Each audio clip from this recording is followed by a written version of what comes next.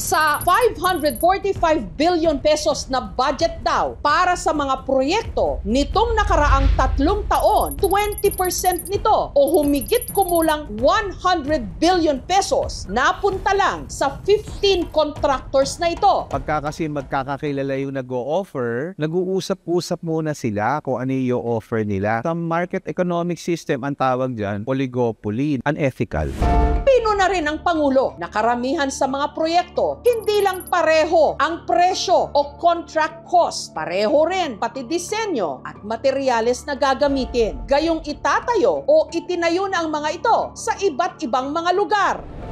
Sinundan niya pa ito sa pagbisita mismo sa flood control project sa Bulacan na pang-5 sa top 10 flood-prone areas sa Pilipinas. At siya ring probinsya na may pinakamaraming flood control projects. Kabilang na ang dikeng ito sa Barangay Frances sa bayan ng Kalumpit na pinaglaanan ng 77.1 million pesos. Pinuna ng Pangulo na ang materyales na ginamit substandard. Tignan naman ninyo, paano magiging completed yan? Masukal na yan yun. Ibig sabihin, matagal na silang hindi nagdedredge.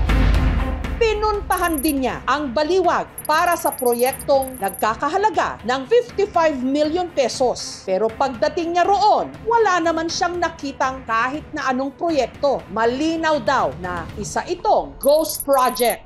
I'm getting very angry.